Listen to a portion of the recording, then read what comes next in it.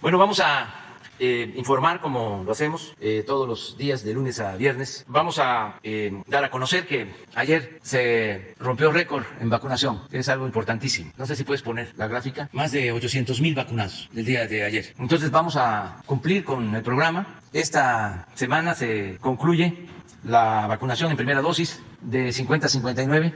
Esto fue ayer, 816,380 vacunas. Y vamos a llegar posiblemente en esta semana al 1,000,000. Tenemos vacunas suficientes. Les comentaba que a finales de semana terminamos de 50 a 59 primera dosis. Ya se tiene de 60 hacia adelante. Se va a terminar primera dosis el fin de semana hasta el sábado, porque se decidió no vacunar el domingo. Entonces, el sábado terminamos de 50 en adelante y continuamos con 40 a 49 con mujeres embarazadas y vamos a cumplir para que en octubre se tengan vacunados a todos los mayores de 18 años, aún con una dosis. Esa era la información que queríamos transmitir y vamos a preguntas. Quedaron 3 pendientes de ayer: Judith, Carlos Guzmán y Arturo Pavón.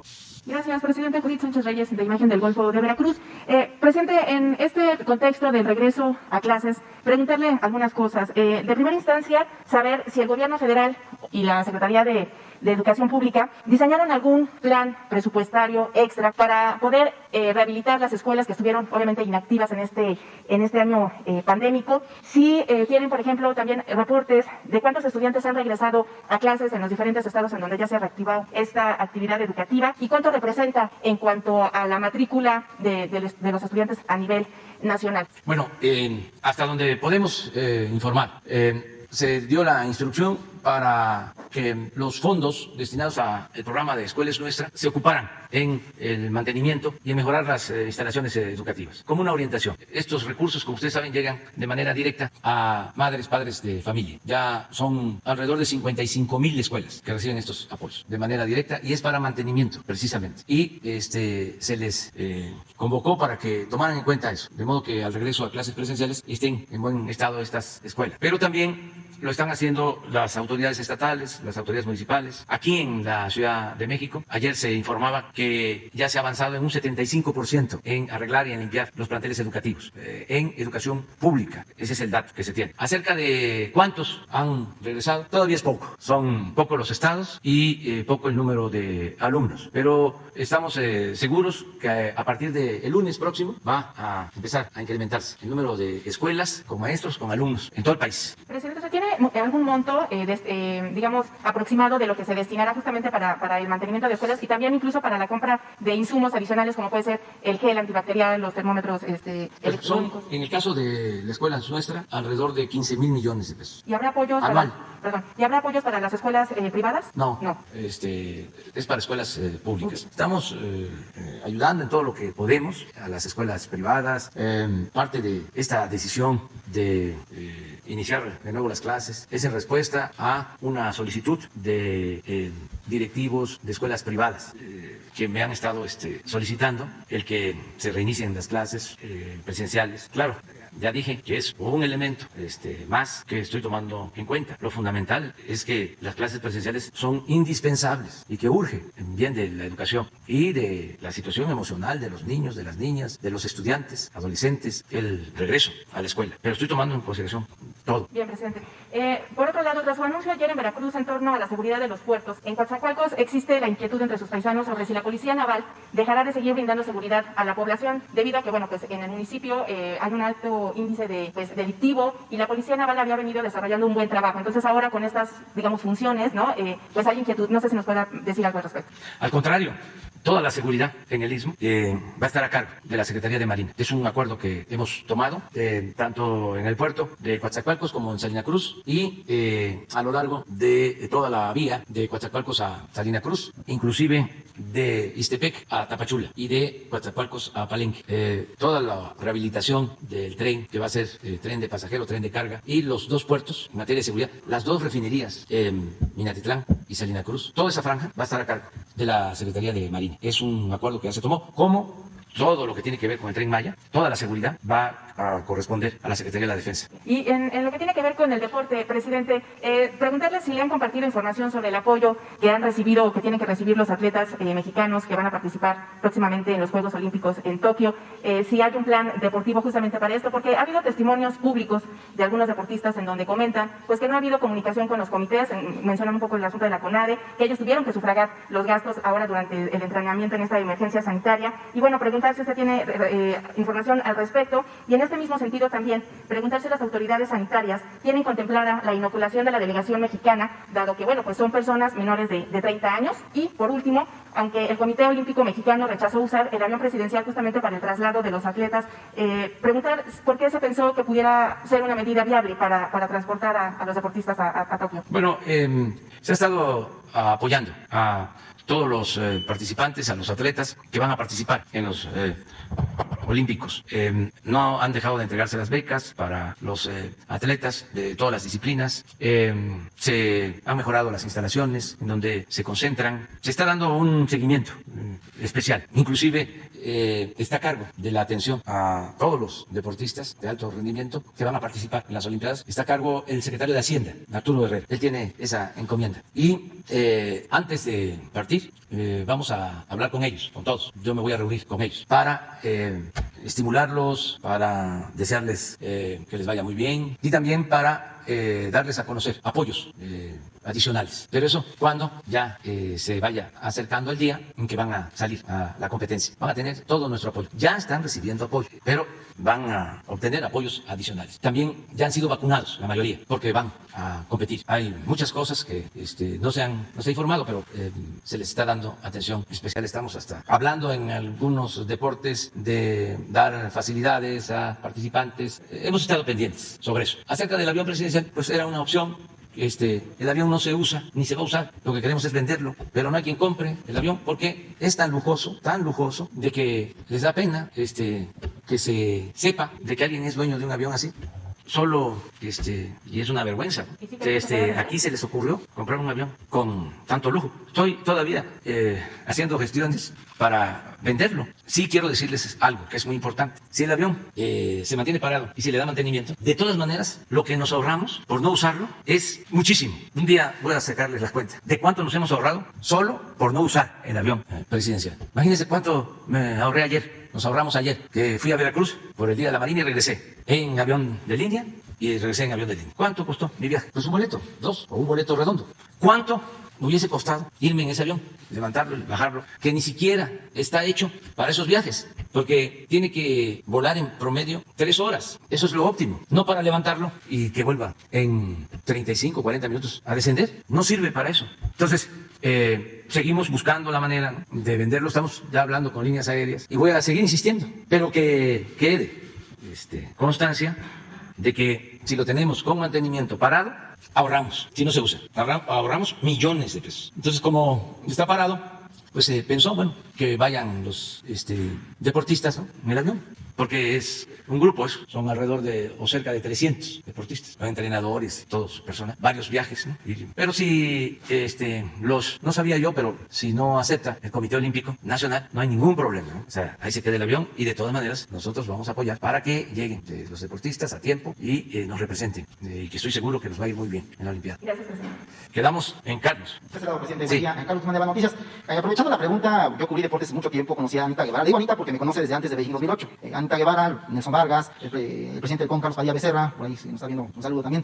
El tema es el siguiente, abordaba el tema de apoyos a deportistas. Regularmente los deportistas están acostumbrados a que los apoyen con premios económicos por medalla. Si no mal recuerdo, hace un ciclo olímpico fueron 500,000 al oro, 250,000 a la plata y 125,000 al bronce.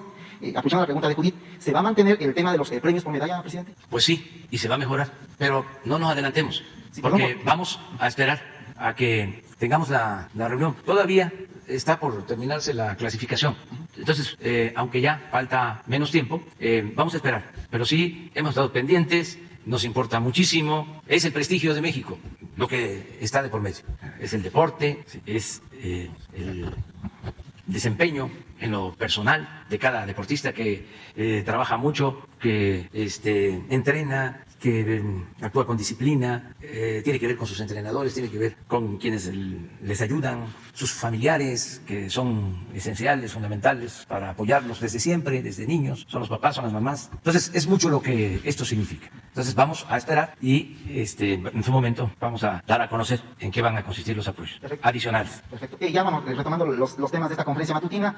Hace 2 días un diario de circulación local sacaba una cifra de municipios donde no se van a poder instalar casillas. Ellos decían que son 43, pero en realidad son 123 municipios en los cuales hay riesgo por la cuestión del narcotráfico, o grupos delictivos o conflictos que hay ahí, que no se van a poder instalar casillas. La primera pregunta sería, presidente, si se contempla algún operativo con la Guardia Nacional para que esas casillas finalmente se instalen y la gente tenga garantizado su derecho al voto. Sí, mire, habíamos quedado incluso de hoy informar sobre este tema, pero decidimos no hacerlo por lo electoral, para no tratar el asunto. Yo solo puedo manifestarle al pueblo de México, y lo hago como siempre, de manera responsable, de que el país esté en paz. Hay gobernabilidad, no hay riesgos de inestabilidad. Estamos enfrentando el flagelo de la violencia todos los días y se puede hablar de paz y de tranquilidad en el país. No es de buen gusto comparar con lo que está pasando en otros países, que por cierto no se sabe nada, porque a nuestros adversarios no les conviene que se sepa sobre lo que sucede en otras partes, en donde hay inestabilidad, hay confrontación, hay violencia política. En México no, eso lo hemos logrado entre todos. Y por más que quieran magnificar, no obedece a la realidad. Como dice la canción de Pablo, no vivimos en una sociedad perfecta, pero hay paz y hay tranquilidad en el país. Esto incluiría la parte de Aguililla, que es una parte que tiene... Esto incluiría la parte de Aguililla, señor presidente. En todos lados. Hay tranquilidad, hay paz. Hay zonas con alguna tensión. Ayer tuvimos 57 homicidios, cuando traemos de promedio de 80, 90. ¿Sabe por qué no ponemos eso? Porque eso es más objetivo que estar magnificando. Antes se llamaba, les decía yo, sensacionalismo, y luego empezó a llamarse amarillismo. 57, 18 estados sin homicidios. Eso es ayer. Y en 3 estados, 44%. Esa es la situación de seguridad en el país. Ya, no nos vayan a cepillar por esto. La segunda tiene que ver con el tema del gobernador Cabeza de Vaca. Sé que es el periodo electoral y toda la cuestión, pero antes en la sesión de la Comisión Permanente teníamos conferencia de medios con el senador Ricardo Monreal, el cual nos aclaraba que sí hay orden de aprehensión en contra del señor Cabeza de Vaca. Sin embargo, la pregunta es la siguiente. ¿Tiene usted conocimiento de las redes o se está investigando por parte de la UIF las redes de complicidad que tiene este gobernador aún en funciones? Hay un alcalde de Tampico, déjenme ver, es... Jesús Nader, que ahorita tiene licencia, que supuestamente fue acusado por desvíos en el IMSS anteriormente que llegara a SOE, la compra de una aeronave y ese tipo de cosas. ¿Tiene conocimiento usted de estas redes de complicidad que tiene el gobernador Cabeza de Vaca, señor presidente? No voy a hablar de eso, no puedo hacerlo. Vamos a esperar. Ya van a pasar las elecciones, ya faltan pocos días, el domingo son las elecciones y después ya podemos tratar todos los temas, ¿no? Si les parece. Y menos tratar temas vinculados pues a los procesos electorales. ¿Tampoco lo del gobernador de Michoacán, Aurelio Conejo? No, nada, absolutamente. Ya les dije, porque vamos a estar también mañana y el viernes. Entonces, hoy a las 12 de la noche terminan las campañas. Entonces, no se pueden tratar temas ya por parte de los candidatos, de los partidos, no se puede hacer campaña. En el caso de nosotros, lo mismo. Mañana son temas que tienen que ver con salud, con educación, temas informativos. Siempre lo que hacemos es informar. Entonces, pero pedirles de nuevo de que no tratemos los temas aquí, aun cuando yo no responda. Porque si ustedes los tratan, pues les están escuchando, les están viendo. No es para presumir, pero millones de personas. Entonces, vamos a esperar, ¿no? Y finalmente, el tema de salud, nos comentaba ayer de forma muy espontánea. Su vacunación, señor presidente, será aquí en Palacio Nacional. Había dicho usted que la segunda dosis la iba a tomar fuera, pero será aquí en Palacio Nacional. Sí, aquí. Ya la semana próxima.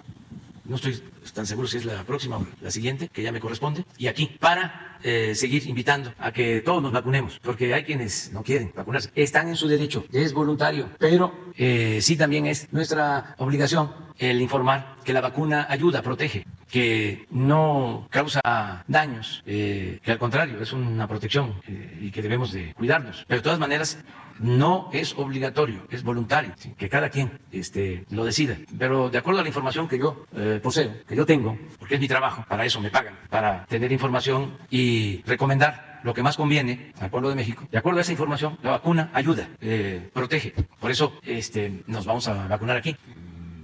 A mí me vacunaron la primera vez, tuve un poco de reacción, como es normal. Al segundo día, el primero, nada, al segundo día, un poco de dolor de cuerpo. Y al tercer día, al 100, de nuevo, sin problema. Entonces, así ha sucedido con la inmensa mayoría de los que se han vacunado, mujeres y hombres. No tenemos casos de enfermos graves por la vacuna, no han habido.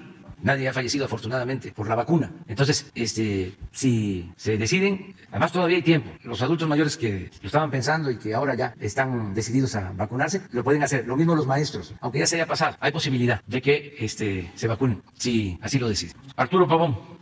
Buenos días, presidente. Muchas gracias. Arturo Pavón, de Chapucero, en redes sociales. El precio del crudo está subiendo, ya está arañando un poquito los $70 por barril. Queremos preguntarle, pues más o menos, si van viendo, van checando en cuánto están llegando los excedentes, a qué los va a destinar, si ya tiene algo pensado o si se va a repartir en las entidades federativas. Sí, la verdad es que la economía se está recuperando en general. Hay muy buenas noticias. Una de ellas es el aumento en el precio del petróleo crudo. Se estimó en $42 y, como dices, ya está arriba de 60. Hay un excedente. Esto nos significa más ingresos para la hacienda pública. También, por lo mismo, son buenos los resultados de la recaudación. A ver si los ponemos. Enero, febrero, marzo, abril y mayo. A ver si tenemos el último corte de la recaudación, de cómo vamos. Pero en general, bien, estamos arriba de lo que se estimó de ingresos en la ley de ingresos. De modo que no tenemos problema. Los héroes y las heroínas, nuestros paisanos migrantes, nos siguen ayudando. Este año pinta para récord en remesas, porque acaba de dar a conocer el Banco de México las remesas que se recibieron en abril. Ellos hacen su corte un mes después, del que informan. Y se recibieron en abril más de 4,000 millones de dólares. Esta es la recaudación. Miren, en general, a esta fecha, el año pasado, 1.784.000. Y este año, 1.912.000. Estamos hablando de 120.000 millones más. En términos reales, considerando inflación, 2.6. Y en todos los casos, impuestos sobre la renta, de 820 a 859.000. El IVA, que tiene que ver con el consumo, de 429.000 a 473.000. Entonces, en recaudación, bien. Lo que les decía de las remesas, a ver si no tenemos la tabla. Y es agradecerle a nuestros paisanos. Muchas gracias, porque ahora que más los necesitamos, más están apoyando. Desde el año pasado, que empezó la pandemia, empezaron a enviar más a sus familiares en México. Y ese dinero llega abajo, porque los expertos, los analistas económicos, hablan de que las remesas son el segundo ingreso de divisas al país y ponen la industria automotriz en primer lugar. No, el primer ingreso son las remesas, porque eso llega todo, directo. Lo de la industria automotriz se puede generar en México, pero no queda toda la utilidad, todo el beneficio en México. Muchas veces son inversiones extranjeras y se van las utilidades a las matrices. Pero el caso de las remesas son 10 millones de familias que reciben alrededor de $350 mensuales. Y eso es lo que reactiva la economía abajo, en los pueblos. Esto ayuda al comercio, ayuda a la economía popular. Entonces, miren, este es el dato que dio a conocer el Banco de México. El año pasado, que estuvo arriba del 19, 2.910 millones de dólares. Pero 4.000, ahora, más de 1.000 millones de dólares de incremento. Y ya tenemos la proyección, porque en eso sí le ganamos al Banco de México. Siempre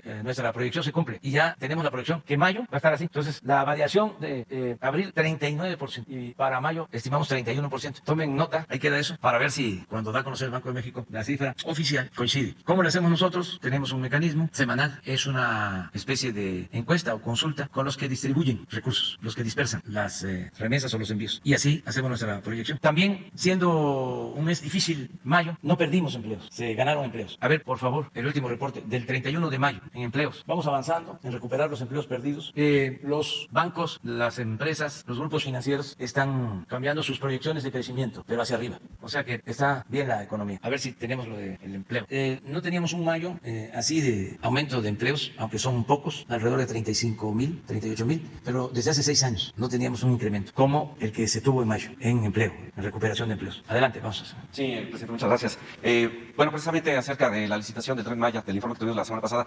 Mire, aquí está, perdón. Perdón, sí, nada más. 38.961. A ver si ponen la otra tabla sobre sobre los estados. A ver si la tienen. Así estuvo, mayo. En estos no se creció. 1, 2, 3, 4, 5, 6, 7, 8, 9, 10, 11 y 2. Y se creció en 20. Este es el total. Pero a ver si no tenemos los mayos. Hay una gráfica. Los mayos de cada año. Estos son los datos del Seguro Social, de los trabajadores inscritos en el Seguro Social. Es la economía formal. Miren cómo nos fue en mayo del año pasado. Se perdieron 340. 34,000. Estaba la pandemia arriba. Pero en el 19, en mayo, 3,983 empleos. Este es el 18, este es el 17, 16, aquí se cayó, 15. Este es el que está arriba, que es el 14. O sea que llevamos 7 años, ¿no? 6, sí, de aquí para acá, sin estas cifras. Este fue excepcional, porque acá también todo esto está abajo. Este fue excepcional, que es el 6, ¿no? O el 5. Y este es el 2000. Sí, presidente, le comentaba acerca de la presentación sobre la licitación para la construcción de los carros. ¿Cómo se está asegurando usted que no haya esas cláusulas leoninas en los contratos nuevos, no nada más del Tren Maya, sino de otras obras que estén en construcción? ¿Usted da su visto bueno, pasan por su mano? ¿Cómo se puede asegurar o quién está encargado de revisar que no haya cláusulas leoninas para el futuro? Hay todo un equipo, participa la Función Pública, participa la Consejería Jurídica de Presidencia, participa en este caso Fonatur, Comunicaciones, todos. Y hay además testigos como organismos de la ONU. Hay vigilancia permanente sobre las licitaciones y los contratos. Sí, se lo comento porque se mencionaba que hay una empresa Renfe que fue parte de un consorcio de empresas españolas que a través de moches, arreglos con el rey de España, se lograron quedarse con la construcción de un tren en Medio Oriente y se mencionaba que Renfe podría estar inmiscuido en la administración del Tren Maya. No está, Muy no bien. está. Muy bien, ya sí. Creo que participaron esa empresa en un tramo del tren en Quintana Roo, pero no ganaron. En el caso del tramo 5 de Tulum a Cancún, se dividió. Ese 5 Sur lo ganó Grupo México, la empresa constructora de Grupo México. Y el 5 Norte lo va a realizar la Secretaría de Defensa con los ingenieros militares por las complicaciones que tiene debido a que hay mucho tráfico. Entonces se va a hacer por arriba, va a ser un segundo piso. Son alrededor de 50 kilómetros. Entonces va a ser con columnas y segundo piso. Y corresponde a la Secretaría de Defensa para no afectar la circulación. Porque cuando se hacen segundos pisos, viaductos, son piezas prefabricadas. Hay una planta para prefabricar, se hincan las bases y ahí se ponen con grúas las columnas y luego las traves. Eso se puede hacer en las noches, no se afecta el tráfico. Y se hace rápido, que es un armado, es un montaje como el segundo piso. Entonces se optó por eso y además se va a tener una vista única porque es el verde desde el tren, todo lo verde y más allá el azul turquesa. Entonces por eso se decidió. Pero esa empresa no está. Muy bien. No sé si o te refieres a la compra de los trenes. No, porque... aparte de la administración. No. Muy bien, gracias. Y ya por tercera, habitantes de Mexicali y Baja California nos reportan que no les llegó el subsidio que normalmente a partir de mayo les llega para subsanar el tremendo calor que hace y tienen que tener prendidos sus aparatos. Sí, eso es en automático. Eso está contemplado para todos. No llegó en mayo como normalmente se hacía. Lo vamos a ver ahora. Pero es un compromiso y los compromisos se cumplen. Eso es lo que puedo decir, nada más. Muy bien, muchas gracias. Adelante. Los dos. Y luego dos compañeras. Una, otra y otra. 3. Buenos días, señor presidente. Diego Elías Cedillo, de Tabasco hoy, Campeche hoy, Quintana Roo hoy y Diario Basta en la Ciudad de México. Buenos días a todos y a todos. Señor presidente, en atención al proyecto legislativo que viene ya casi acabando, me gustaría conocer si se tiene previsto, una vez pasadas las elecciones, cuál sería la agenda legislativa que impulsaría usted ante el Poder Legislativo, vaya la expresión, y a su vez, si se tiene previsto, una vez inicie el nuevo Congreso, cuáles serían las prioridades para las reformas venideras. Sería mi primera pregunta. Gracias, presidente. Sí, yo esperaría que pase el domingo y luego damos a conocer la agenda, nuestras iniciativas. La verdad que ya se hizo el ajuste en lo fundamental a el marco legal. Ya se avanzó mucho. Nada más que no puedo mencionar todos los cambios que se llevaron a cabo, las reformas. Ya se logró ajustar el marco jurídico. Faltan leyes secundarias, pero las reformas constitucionales prácticamente están realizadas. Faltan algunas, pero muy poco. Ya lo sustancial, lo más importante ya se llevó a cabo. Gracias, presidente. Ahora, en el tenor de ideas también de las elecciones venideras, recientemente, si no me equivoco, el día de ayer, el expresidente Felipe Calderón comentó vía un tuit, vía Twitter, que dio positivo en COVID-19. Esto, en lo particular, crea una alarma a reservas si la Secretaría de Salud pudiera dar recomendaciones a las personas que se encuentren contagiadas por el virus, o en este caso sigan dando positivos. ¿Cuál sería la vía o la ruta crítica para emitir su voto? O si es incluso considerable que estas personas que se encuentran con COVID positivo se resguarden en sus casas para salvaguardar la integridad física de todos los que no tenemos COVID y acudamos a votar en este domingo. Bueno, primero le deseo la recuperación al expresidente Felipe Calderón. Deseo de manera sincera que salga adelante, que se atienda rápido, porque una de las lecciones que nos dejó esta terrible enfermedad es que si se atiende pronto hay más posibilidades de salir bien. El problema es que se deja, así pasaba antes, ahora ya menos. Siempre aquí se insistió en los días de atención. Yo lo viví de manera directa, en carne propia. Empecé a tener síntomas sábado en la noche y al día siguiente, el domingo, que me hago la placa, 24 horas, un poco más, ya tenía yo manchitas en los pulmones. Y por eso la intervención rápida. Entonces, si se deja uno, pues se invade el pulmón, los órganos más delicados, sensibles. Entonces, hay que atenderse pronto, esa es la enseñanza. No dejarla pasar. Muchos por la desconfianza a ir al hospital, se quedaron en la casa. Y ya cuando se agravaron, van al hospital, pero ya es a destiempo. Entonces, eso que nos sirva a todos, porque todavía no termina la pandemia. Afortunadamente ha disminuido mucho el número de contagios, pero no termina. Y hay que estar muy atentos, no descuidarnos. Entonces, yo espero que salga bien el expresidente Calderón, le deseo eso. Y para ir a votar, pues va a depender de apegarse al protocolo. Creo que hoy en la tarde van a hablar de eso los médicos en la sesión que tienen, de cómo participar. Y desde luego, si se está mal, pues no se puede ir. No solo por el contagio, sino porque hay que cuidarse, hay que reposar. Se llama guardarse el tiempo que sea necesario. Muy bien. Buenos días, presidente. Hans Salazar, de Noticiero en Redes. Primeramente, le quiero exponer un tema, ya que en el IMSS, el próximo 14 de junio, los trabajadores sindicalizados de esta institución van a votar para legitimar su contrato colectivo. Sin embargo, algunos sectores del sindicato están haciendo circular el rumor de que el Ejecutivo tiene la consigna de acabar con las prestaciones o con el sindicato mismo, al estilo de Calderón con luz y fuerza. La pregunta sería, presidente, de acuerdo a todo lo que usted ha planteado y ha promovido, esto es un contrasentido. Sin embargo, yo se lo planteo, ¿qué mensaje le daría a los sindicalizados de acuerdo a esta situación que quieren crear inestabilidad en el IMSS? Sí, que es falso, que los trabajadores son intocables, trabajadores eventuales o de base. No hemos despedido trabajadores de base ni sindicalizados. Entonces, esa política se va a mantener siempre. Que no se dejen desinformar. Yo creo que con eso ya es suficiente. Segundo punto, presidente. El día de ayer ocurrió una situación grave en el estado de Hidalgo, en Pachuca, una represión que seguramente tocaron en la mesa de seguridad. Me atrevo a comentar esto y preguntarle, de acuerdo a esta situación de policías estatales del gobierno de Hidalgo que reprimieron brutalmente a los campesinos, hay videos, hay fotografías en las redes sociales mismas, indagamos, y lo que están pidiendo estas personas y que ayer tuvieron esta respuesta es obra pública, ya que piden construcción de pozos, techumbres para las escuelas de sus hijos y una clínica de salud. Yo preguntarle, presidente, ¿qué se ha tocado en el tema? ¿Se habló con el gobernador? Esta situación es grave porque incluso vimos en escenas tan graves de una persona fallecida a partir precisamente de la reacción represiva brutal de la Policía Estatal de Hidalgo. Sí, hoy se trató el tema, la secretaria de Gobernación lo está atendiendo. Lo mismo en el caso de los estudiantes de Chiapas.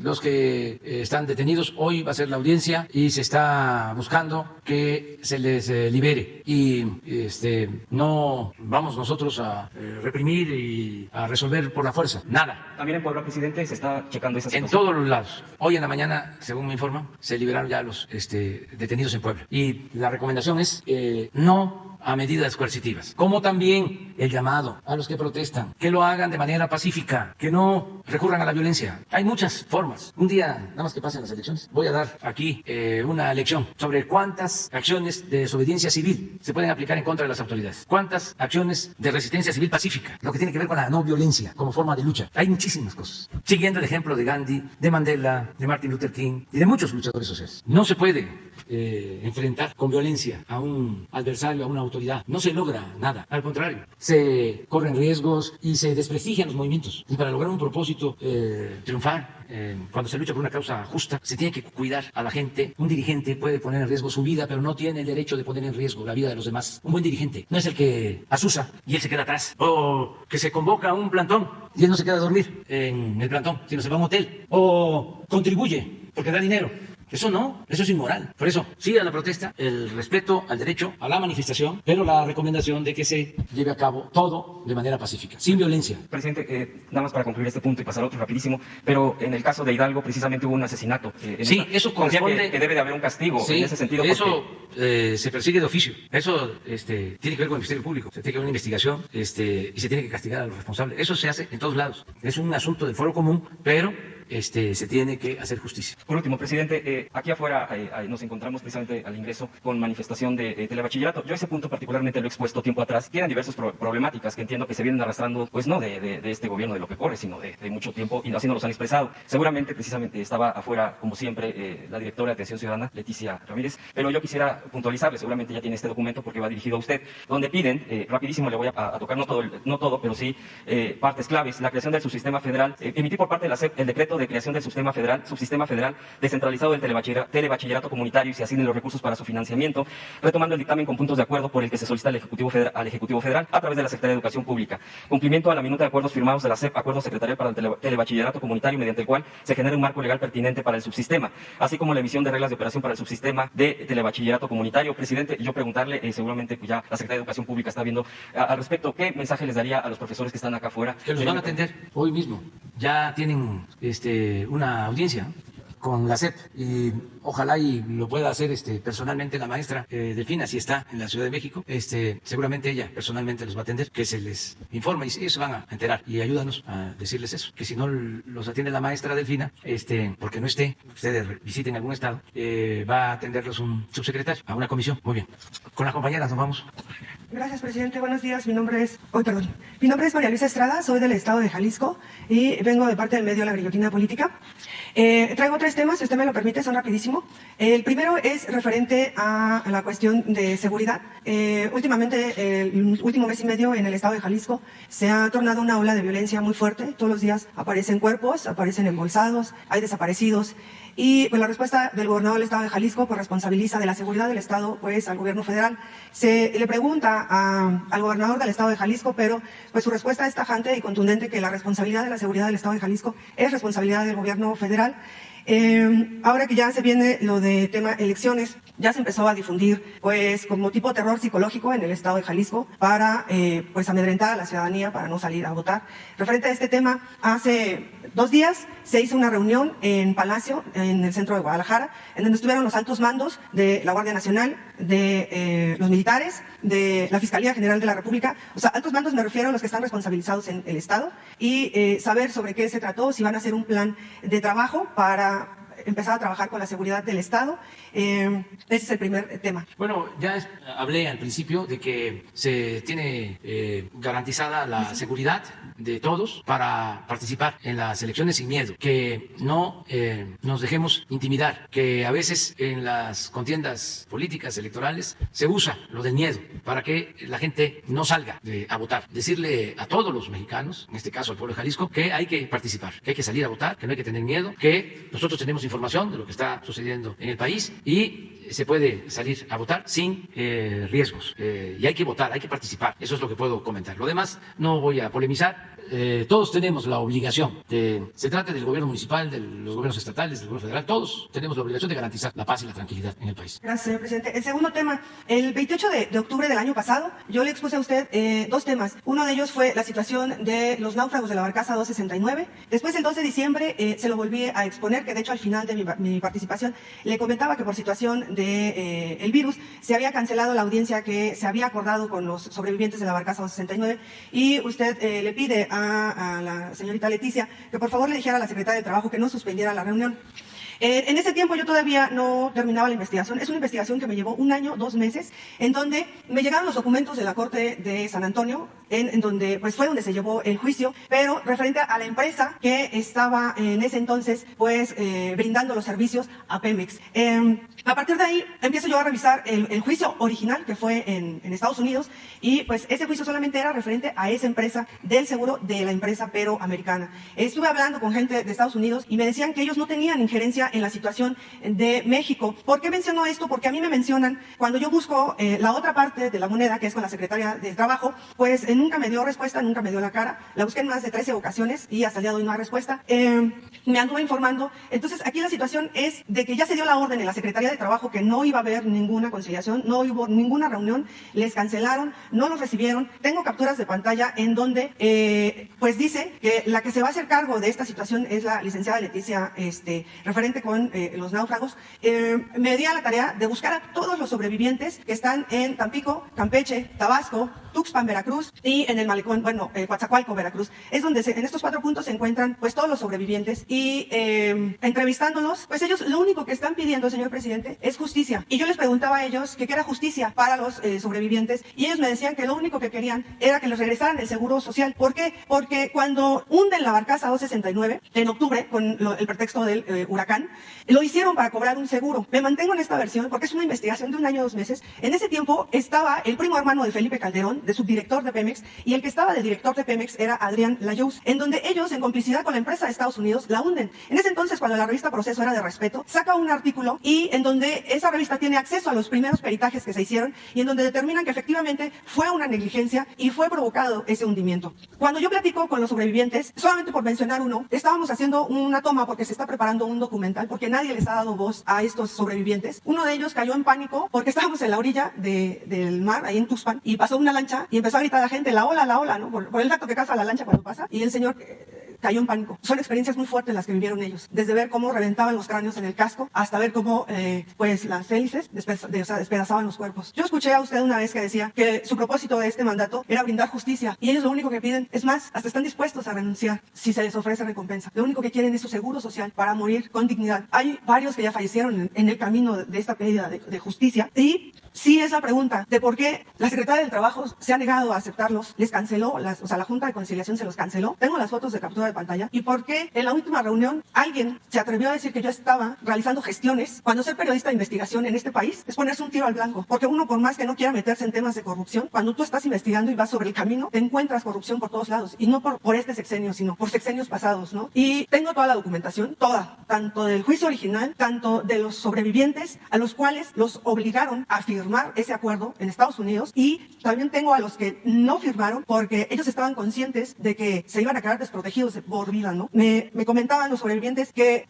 cuando los logran rescatar, al otro día les quitaron el seguro, los sacaron por la puerta de atrás. La orden fue por Ernesto Zedillo Ponce de León, que estaba en ese entonces de presidente de la República, y a partir de ahí empezó pues esta lucha. No sé si habría la manera de que usted al azar escogiera a 2 o 3 y hablara con ellos, o ver de qué manera se les va a poder brindar justicia. Eso es lo único que están pidiendo. Y la otra, pues si usted así lo desea, yo puedo poner a disposición de usted todo lo que yo recabé durante todo este largo tiempo. Y a la otra, rápidamente, que también es un tema de justicia, sobre el caso de la compañera Patricia Aguilar Romano. Igual se lo expuse a usted el 28 de octubre, en donde pues ella expone una situación de corrupción del fiscal general de Tepic, Nayarit, Petronilo Díaz, y a un gobernador del estado de Nayarit, el señor Echeverría. Y a partir de ahí, pues bueno, le generaron 3 delitos. Uno de ellos fue por despojo, el otro fue por privación ilegal de la libertad. Tuve acceso por fin a los expedientes y resulta que ninguno de los 2 delitos o las 2 carpetas están sustentadas. ¿Por qué? Porque la situación de los terrenos de Bahía de Banderas son desde el 2016. Ella decide empezar a investigar este caso a partir de que meten a la cárcel pues al papá de Alexander, que de hecho está en la prisión federal de Tepic, Nayarit. No sé si usted recuerde que el día 28 yo le platiqué a usted que yo había ido al estado, que la Fiscalía General de Tepic me había dicho que la compañera estaba en la prisión estatal que se llama Venustiano Carranza, y cuando salí ya me estaban esperando 3 patrullas estatales, me treparon a la patrulla, me amenazaron y me pidieron que abandonara el estado, o sea, me sacaron del estado. A partir de ahí, la Mesa de Impartición de Justicia toma el caso y resulta que el 24 de diciembre la licenciada Paulina Telles de la Mesa de Impartición y el licenciado Bernardo tenemos una reunión y me van diciendo que no tenían cómo localizar a la compañera. En enero volvemos a tener otra reunión y en la Mesa de Impartición de Justicia me vuelven a decir que no la han localizado. Yo tomo la decisión de buscarla con ayuda de pues activistas del estado de Jalisco, y resulta que la compañera Patricia Aguilar Romano nunca estuvo en la prisión estatal de Tepic como lo hizo creer la Fiscalía General del estado de Tepic. Hace 3 años el fiscal general del estado de Tepic, el señor Petronilo Díaz, creó una mini prisión que le puso Centro de Reinserción La Esperanza, pero esa prisión originalmente es un tutelar de menores.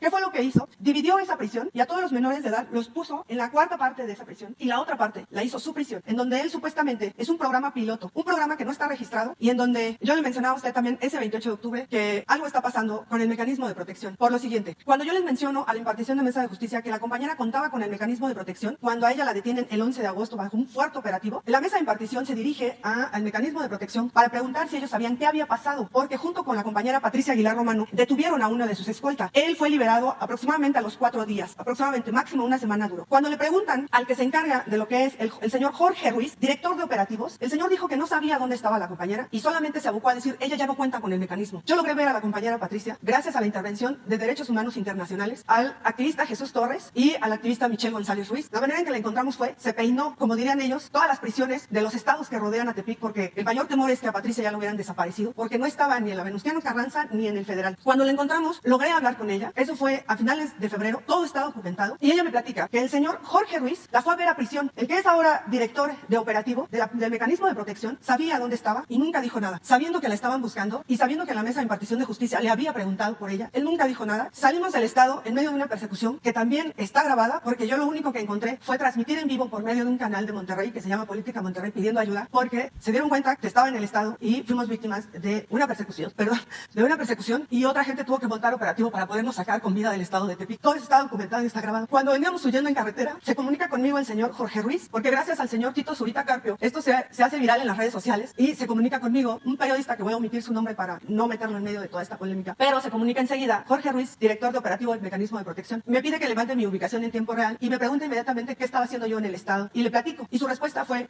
Patricia, ella es mi amiga, yo la he ido a ver varias veces al penal. Y le digo, si tú tú sabías que el gobierno federal la estaba buscando, ¿por qué nunca dijiste en dónde estaba? Esa es una interrogante que bien sabemos que para dar una noticia se tiene que buscar ambos lados. No se puede quedar uno con una sola versión porque entonces ya no es objetiva ni es noticia. Y busqué también las declaraciones tanto del señor Jorge Ruiz como del licenciado Encinas y tampoco hubo respuesta. Los únicos que han tenido disposición de aclarar dudas para poder presentar bien el reportaje, pues ha sido en la mesa de impartición de justicia, ya es la licenciada Paulina Telles, el señor Bernardo, y referente a estos dos temas es del primero que son de los sobrevivientes de la barcaza 269, preguntarle a usted, ¿por qué la secretaria del Trabajo en cuestiones de Pemex siempre hace caso omiso? ¿Y por qué no ha dado la cara? A pesar de que usted en 3 ocasiones dio las instrucciones de que los recibiera. Es gente que de verdad no tienen a veces ni para comer. Esa gente quedó muy mal psicológicamente. Lo único que quieren es el seguro. Eso es todo para poder seguirse atendiendo. Esa es la primera pregunta referente al caso de la compañera Patricia Aguilar Romano. Saber por qué el señor Jorge Ruiz, director de operativos del mecanismo, ha hecho caso omiso y no nada más en el caso de la compañera Patricia Aguilar Romano. También está el caso de la regidora de Guadalajara, a la que ella salió a la tienda el 10 de septiembre y hasta el día de hoy no ha aparecido. También está el del compañero periodista de Chihuahua y casualmente ese día no tenía los escolta y lo mataron. También está el caso del activista de Tijuana, que por cierto, haber presentado esa investigación ante usted me costó las amenazas y el acoso del colectivo Yo Sí Soy Periodista. Se encargaron de difundir toda mi información personal en las redes sociales y me amenazaron directamente. Pero aún así, con todo esto que le acabo de plantear, si presento investigaciones es porque yo sí quiero que se acabe todo esto en este país y también saber qué reestructuración se va a dar al mecanismo de protección. Están desapareciendo a periodistas, están desapareciendo a activistas sociales, están desapareciendo a luchadores de derechos humanos. ¿Hasta cuándo va a continuar esto? Y usted mejor que nadie lo sabe, que ser periodista de investigación o comunicador o youtuber o como le quieran decir de investigación en este país es peor que ser corresponsal de guerra. Muchísimas gracias, señor presidente. Muy bien. Si te parece, con Leti, para buscar la forma de que se atiendan los dos casos en lo que corresponde a los trabajadores de Pemex, que lo trate directamente el consejero jurídico, Julio Scherer, y en el caso de la compañera que está detenida y otros asuntos que aquí se han denunciado, Alejandro Encinas. Nada más ahí decir que Alejandro es de absoluta confianza por su honestidad y él es partidario de la justicia. Le tenemos por eso confianza. Entonces él va a atender. O sea, que tú nos ayudes, Leti, de favor, que platiquen ahora. Muy bien, la compañera. Gracias, presidente. Nancy Flores, de la revista Contralínea. Buen día. En la revista Contralínea estamos publicando un reportaje seriado sobre las acciones o las actividades, la estrategia que están siguiendo los grupos opositores que buscan debilitar su gobierno. Y esta estrategia se parece mucho a lo que el politólogo Gene Sharp ha llamado el golpe de Estado blando. Hemos visto que emplean incluso rumores, noticias falsas, todo para tratar de deslegitimar las acciones del gobierno, pero también para asusar a la sociedad, para generarle un malestar generalizado a la sociedad, que hasta ahora, bueno, al parecer no ha tenido mucha repercusión. Pero cada tema, cada asunto que propone el gobierno, lo atacan. La deslegitimación no solamente se remite o se limita a lo que hacen los medios de comunicación, sino también a través de jueces y magistrados buscan frenar estas acciones. Recientemente la ley energética que posibilitaba que Petróleos Mexicanos tuviera el control ya de los energéticos, pues fue bloqueada por medio de un juez. Y todas estas acciones participan grupos que se han ido uniendo poco a poco, entre ellos empresarios, claramente encabezados por Claudio X González, pero no solamente empresarios, también estarían participando expresidentes como Felipe Calderón, a quien usted le acaba de desear que sane pronto, pero también Vicente Fox, Carlos Salinas de Gortari, entre otros. Y estarían participando además organismos autónomos como el INE y la COFESE, de quienes usted ya ha hablado aquí, como han tenido estrategias en contra de su gobierno. Estarían participando también medios de comunicación, por supuesto, líderes de opinión, intelectuales, incluso las élites universitarias que están muy inconformes con toda la austeridad republicana que se ha promovido desde acá. Además, estarían participando medios internacionales, ¿no? Como esto que se llamaba al gobierno de Joe Biden a poner un alto en su patio trasero de lo que estaba pasando supuestamente The Economist. Entonces, presidente, todos estos elementos que se juntan, toda esta estrategia que se sigue, ¿usted cree que es posible frenarla solo con el apoyo de la gente, con el pueblo, que usted siempre ha apelado a eso? Sí, el pueblo es mucha pieza y solo el pueblo puede salvar al pueblo. Esa es una de las lecciones de política más importante y también dolorosa que nos dejó el caso del asesinato de Francisco I. Madero. Fueron capaces de crear un ambiente propicio para que se llevara a cabo el golpe de Estado y al final se asesinara al presidente Madero, al vicepresidente Pino Suárez, de manera cobarde, vil, porque el presidente Madero era un hombre muy bueno, muy bueno, un auténtico demócrata. Por eso se le empezó a llamar, más luego de su asesinato, el apóstol de la democracia. Pero cometió un error o se descuidó. Pensó que solo con su buena voluntad, su deseo de libertad y de democracia, podía llevar a cabo la transformación después de 34 años de dictadura porfirista. Y la única posibilidad que tenía su proyecto de hacerse realidad era contando con el apoyo, con el respaldo del pueblo. Y no iba a ser fácil de todas maneras, porque se le lanzaron con todo y unió a todos en su contra. Claro, la gente más vil y perversa, los intereses más oscuros, la oligarquía del país, los dueños de las empresas petroleras extranjeras, el embajador de Estados Unidos en México, Wilson. Nunca ha habido un embajador de Estados Unidos en México tan malo y perverso como Wilson. Los medios de información, tremendo. Tenían hasta un periódico que se llamaba El Ojo Parado, porque la emprendieron contra Francisco y contra Gustavo. Como Gustavo Madero tenía un ojo malo, así le llamaron al periódico. Y los intelectuales porfiristas, todos, hasta Díaz Mirón, Vallejo y otros, todos. ¿Cómo hubiese podido salir adelante y se hubiese desde entonces establecido una auténtica democracia como él lo deseaba con toda su alma, con el apoyo del pueblo? Pero estos intereses del antiguo régimen, el que entró de presidente interino y otros buscaron de la barra, y otros que venían del porfiriato, buscaron la ruptura, distanciar a Madero de Zapata, por ejemplo. Al principio había muy buena comunicación y estos hicieron labor de zapa para separarlos. En el gobierno interino de la Barra, mientras Madero está hablando con Zapata, de la Barra está enviando a combatir a los zapatistas a Huerta y Zapata se siente traicionado. Y entonces se produce la ruptura. Y así con otros grupos del pueblo. Y se queda en el aire, con sus buenas intenciones de hombre bueno, extraordinario, lo mejor que ha habido en nuestro país. Yo admiro mucho al presidente Juárez, pero también admiro mucho al presidente Madero. Entonces, esa lección ya la aprendimos y puede repetirse la estrategia de que se unen todos. Nada más que nosotros hemos procurado acercarnos siempre y estar siempre junto al pueblo, atendiendo al pueblo, escuchando al pueblo, recogiendo sus sentimientos y ayudando al pueblo. Entonces, eso hace la diferencia. Pero en la mentalidad conservadora, reaccionaria, esto no se alcanza a entender, porque para ellos el pueblo no existe. La política es asunto de los políticos, de la clase política, de los intelectuales, de los periodistas, no del pueblo. Y por eso, su enojo, su coraje, su rabia de que no les funcionan sus estrategias, por más lodo que tiran, por más que calumnien, por más que difamen, el pueblo sabe de que son sus tiempos, no se le había tomado en cuenta al pueblo, se le entregaban migajas, y eso cuando los de arriba necesitaban los votos. Ahora es distinto, ahora el pueblo es primero, y el pueblo es muy inteligente, muy sensible, no es como piensan los conservadores. ¿Qué opinan con cierta frecuencia, con sus pláticas? De que el pueblo es malagradecido. No, hay muchos ejemplos. Miren lo que pasó en Bolivia, un golpe de Estado, se apoderan del gobierno, hay un ambiente de linchamiento a los dirigentes del movimiento social, se tiene que salir al exilio. Evo Morales y muchos otros dirigentes, piensan los oligarcas, ¿no? Ya, junto con los organismos internacionales, que es preferible olvidarlos, ni mencionarlos. Piensan ya,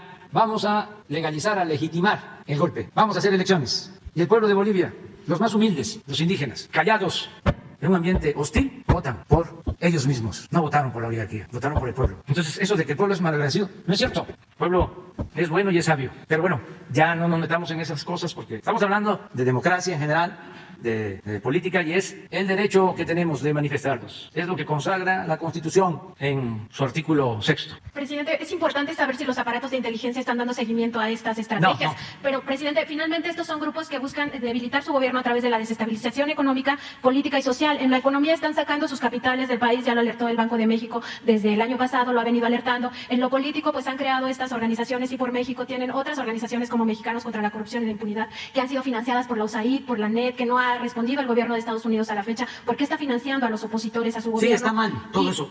Y también en el ámbito social están ya haciendo lo que Gene Sharp llama el calentamiento de calle. Es decir, se montan en los movimientos sociales legítimos, ¿no? En causas legítimas, las calientan, las asusan para después utilizarlas. En realidad estos temas no les interesan, solamente es para generar este malestar social. Entonces los aparatos de inteligencia, ¿no cree usted que deberían de estar dando seguimiento? Finalmente buscan desestabilizar. Y como usted dice, esto ya se ensayó en América Latina. No solamente es el caso de Bolivia, los ejemplos son muchos, está también Brasil, están otros ejemplos donde han sido exitosos estos golpes de Estado blandos y finalmente han acabado derrocando gobiernos progresistas. Te digo una cosa, me da muchísimo gusto toda tu argumentación, escucharte, es muy inteligente todo tu planteamiento. Nada más que discrepamos en lo de el uso de la inteligencia para estos casos. Inteligencia, no espionaje. De todas maneras, el equipo de inteligencia del Estado mexicano está destinado a otras cosas. Ya no es como antes, de que se utilizaba al CISEN o habían aparatos del Estado para perseguir y espiar a opositores. Nosotros padecimos de eso. Una de las cosas que más me produce orgullo, si tengo algún día que recoger mis papeles y enmarcarlos,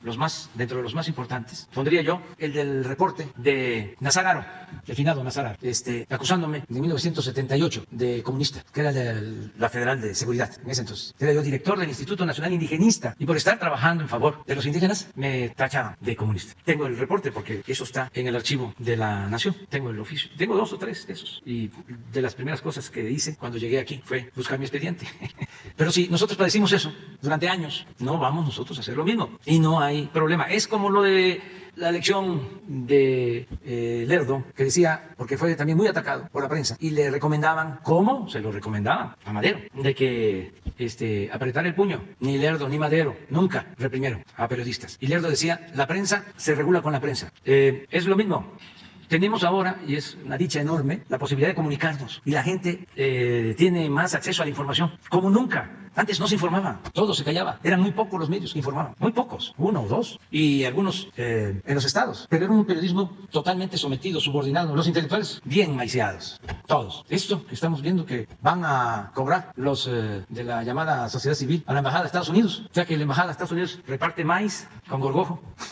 Entonces, no hacer espionaje, no limitar la libertad de expresión, no censurar, nada. Y vamos bien, ya no deberíamos nosotros estar dando consejos. Lo que tendrían que hacer nuestros adversarios conservadores es entender que es una nueva realidad y que no se puede poner vino nuevo en botellas viejas. Que aunque ellos piensen de que sus estrategias o su pensamiento es lo predominante, pues no es así. Ya cambiaron las cosas. Hay un pueblo muy consciente, muy politizado en el país, muy despierto. Ahora sí que me quito el sombrero frente al pueblo. Y además, lo del Internet fue una revolución. Todavía no lo internalizan. Pero imagínense de que haya 50 medios de información supuestamente nacionales. Sumen periódicos, estaciones de radio, televisoras. 50 medios a 50 millones de personas que tienen acceso al Internet y que cada persona es un medio de información.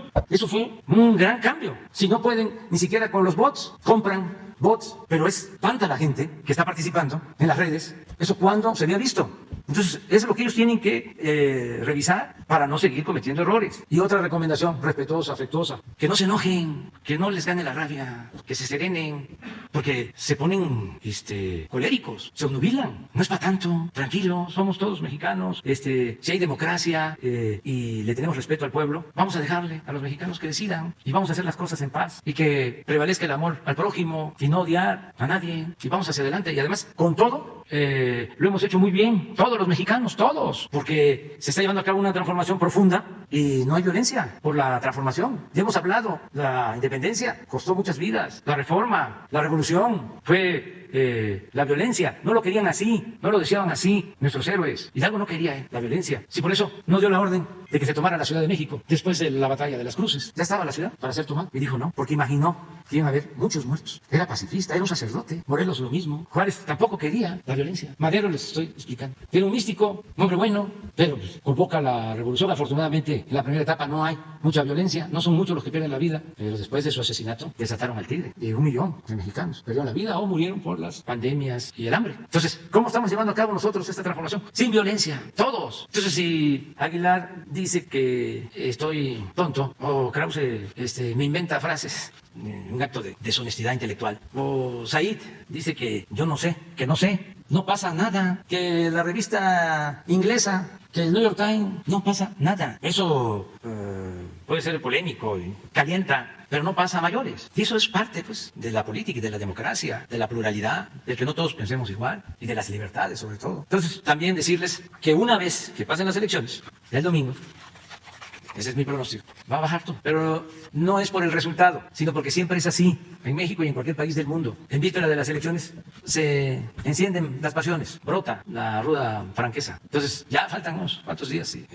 todo va a pasar, ya pasará. Presidente, y estos mismos grupos que se han aliado buscan ahora controlar la Cámara de Diputados, porque controlar el Congreso les permitiría 4 cosas muy importantes. La primera de ellas, controlar abiertamente el presupuesto de los próximos 3 años y con ello buscarían acotar pues sus programas sociales y también el programa de austeridad. La segunda es que ellos buscarían frenar a toda costa las reformas progresistas que impulsa su gobierno. La tercera, por supuesto, es que ellos impulsarían sus propias contrarreformas, que ya lo han hecho en el pasado y que buscan justamente seguir privatizando todos los bienes nacionales. Y la cuarta, y es digamos la que encaja en lo que Gene Sharp llama el golpe blando, es que buscarían, o es probable que en algún momento lo piensen, destituirlo, porque las cámaras, los congresos se han utilizado en América Latina en algunos casos donde se ha aplicado esto del golpe de Estado blando para destituir a los presidentes, a los gobiernos. Entonces, su opinión sobre este punto, presidente.